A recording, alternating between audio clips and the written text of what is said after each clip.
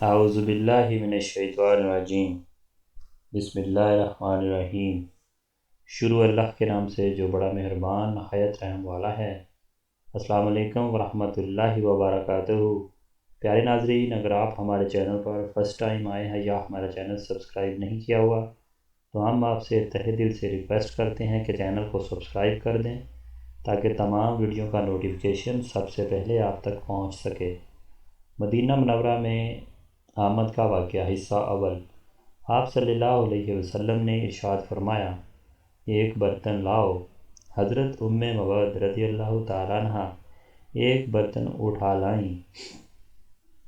وہ اتنا بڑا تھا کہ اس سے 8-10 آدمی سیراب ہو سکتے تھے۔ غرض حضور صلی اللہ علیہ وسلم نے بکری کا دودھ نکالا۔ اس کے تھنوں میں دودھ بہت بھر گیا تھا۔ آپ صلی اللہ علیہ وسلم نے وہ دودھ پہلے ام مبعد رضی اللہ تعالیٰ عنہ کو دیا۔ انہوں نے خوب سے رو کر پیا۔ اس کے بعد ان کے گھر والوں نے پیا۔ آخر میں نبی کریم صلی اللہ علیہ وسلم نے خود دودھ نوش فرمایا اور پھر ارشاد فرمایا، قوم کو پلانے والا خود سب سے بعد میں پیتا ہے۔ سبحان اللہ، سبحان اللہ۔ سب کے دودھ پی لینے کے بعد آپ صلی اللہ علیہ وسلم نے پھر بکری کا دودھ نکال کر ام مبعد رضی اللہ تعالیٰ عنہ کو دے دیا اور وہاں سے آگے روانہ ہوئے۔ شام کے وقت ام مبعد رضی اللہ تعالیٰ عنہ کے شوہر ابو مبعد رضی اللہ تعالیٰ عنہ لوٹے۔ وہ اپنی بکریوں کو چرانے کے لیے گئے ہوئے تھے۔ خیمے پر پہنچے تو وہاں بہت سا دودھ نظر آیا۔ دودھ دیکھ کر حیران ہو گئے۔ بیوی سے بولے، اے ام مبعد، یہ یہاں دودھ کیسا رکھا؟ گھر میں تو کوئی دودھ دینے والی بکری نہیں ہے۔ مطلب یہ تھا کہ یہاں جو بکری تھی وہ تو دودھ دے ہی نہیں سکتی تھی، پھر یہ دودھ کہاں سے آیا؟ سبحان اللہ، سبحان اللہ۔ حضرت ام مبعد رضی اللہ تعالیٰ عنہ بولیں، آج یہاں سے ایک بہت مبارک شخص کا گزر ہوا۔ سبحان اللہ۔ یہ سن کر حضرت ابو مبعد رضی اللہ تعالیٰ عنہ اور حیران ہوئے، پھر بولے، ان کا حلیہ تو بتاؤ ذرا۔ تو جواب میں ام مبعد رضی اللہ تعالیٰ عنہ نے کہا، ان کا چہرہ نورانی تھا، ان کی آنکھیں ان کی لمبی لمبی پلکوں کے نیچے چمکتی تھیں، وہ گہری سیاہ تھیں، ان کی آواز میں نرمی تھی، وہ درمیانے قد کے تھے، یعنی چھوٹے قد کے نہیں تھے، نہ بہت زیادہ لمبے تھے۔ ان کا کلام ایسا تھا جیسے کسی لڑی میں موتی پرو دیے گئے ہیں۔ بات کرنے کے بعد جب خاموش ہوتے تھے تو ان پر باوقار سنجیدگی ہوتی تھی۔ اپنے ساتھیوں کو کسی بات کا حکم دیتے تھے تو وہ جلد از جلد اس کو پورا کرتے تھے۔ وہ نہیں کسی بات سے روکتے تھے تو فوراً رک جاتے تھے۔ وہ انتہائی خوش اخلاق تھے۔ ان کی گردن سے نور کی کرنیں پھوٹتی تھیں۔ ان کے دونوں ابرو ملے ہوئے تھے۔ بال نہایت سیاہ تھے۔ وہ دور سے دیکھنے پر نہایت شاندار اور قریب سے دیکھنے پر نہایت حسین و جمیل لگتے تھے۔ ان کی طرف نظر پڑتی تو پھر دوسری طرف نظر ہٹ نہیں سکتی تھی۔ اپنے ساتھیوں میں وہ سب سے زیادہ حسین و جمیل اور بارآب تھے، سب سے زیادہ بلند مرتبہ تھے۔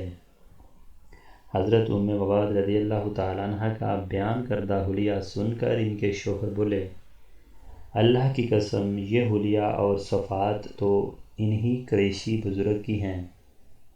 اگر میں اس وقت یہاں ہوتا تو ضرور ان کی پیروی اختیار کر لیتا، اور میں اب اس کی کوشش کروں گا۔ چنانچہ روایات میں آتا ہے کہ حضرت ام مبعد رضی اللہ تعالیٰ عنہ اور حضرت ابو مبعد رضی اللہ تعالیٰ عنہم ہجرت کر کے مدینہ منورہ آئے تھے اور انہوں نے اسلام قبول کیا ہوا تھا۔ حضرت مواد رضی اللہ تعالیٰ عنہ کی جس بکری کا دودھ آپ صلی اللہ علیہ وسلم نے دوہا تھا، وہ بکری حضرت عمر رضی اللہ تعالیٰ عنہ کی خلافت کے زمانے تک زندہ رہی۔ ادھر مکہ میں جب قریش کو نبی کریم صلی اللہ علیہ وسلم کا کچھ پتہ نہ چلا تو وہ لوگ حضرت ابوبکر صدیق رضی اللہ تعالیٰ عنہ کے دروازے پر آئے۔ ان میں ابو جہل بھی تھا۔ دروازے پر دستک دی تو حضرت ابوبکر صدیق رضی اللہ تعالیٰ عنہ کی بڑی بیٹی حضرت اسماء رضی اللہ تعالیٰ عنہ باہر نکلیں۔ ابو جہل نے پوچھا، تمہارا والد کہاں ہیں؟ وہ بولیں، مجھے تو اس بارے میں معلوم نہیں ہے۔ تو یہ سن کر ابو جہل نے انہیں ایک زوردار تھپڑ مار دیا۔ تھپڑ سے ان کے کان کی بالی ٹوٹ کر گر گئی۔ نعوذ باللہ۔ اس پر بھی حضرت اسماء رضی اللہ تعالیٰ عنہ نے انہیں کچھ نہ بتایا۔ ابو جہل اور اس کے ساتھی بڑبڑاتے ہوئے ناکام لوٹ گئے۔ ادھر مدینہ منورہ کے مسلمانوں کو یہ خبر ملی کہ ان کے رسول اللہ کے رسول مکہ معظمہ سے ہجرت کر کے مدینہ منورہ کی طرف چل پڑے ہیں۔ اب تو وہ بے چین ہو گئے۔ انتظار کرنا ان کے لیے مشکل ہو گیا۔ روزانہ صبح سویرے اپنے گھروں سے نکل پڑتے اور ہرا کے مقام تک آ جاتے، جو مدینہ منورہ کے باہر ایک پتھریلی زمین ہے۔ جب دوپہر ہو جاتی اور دھوپ میں تیزی آ جاتی تو مایوس ہو کر واپس لوٹ آتے۔ پھر ایک دن ایسا ہوا، مدینہ منورہ کے لوگ گھروں سے مقام حرا تک آئے تھے۔ جب کافی دیر ہو گئی اور دھوپ میں تیزی آ گئی تو وہ پھر واپس لوٹنے لگے۔ ایسے میں ایک یہودی حرا کے ایک اونچے ٹیلے پر چڑھا۔ اسے مکہ کی طرف سے کچھ سفید لباس والے آتے دکھائی دیے۔ اس قافلے سے اٹھنے والی گرد سے نکل کر جب آن حضرت صلی اللہ علیہ وسلم واضح طور پر نظر آئے تو وہ یہودی پکار اٹھا، اے گروہ عرب، جن کا تمہیں انتظار تھا، وہ لوگ آ گئے۔ تو ناظرین، اگر آپ کو ہماری ویڈیو اچھی لگی تو پلیز ہماری ویڈیو کو لائک کر دیں، چینل پہ نئے ہیں تو چینل کو سبسکرائب کر دیں تاکہ تمام نوٹیفیکیشن مل سکے۔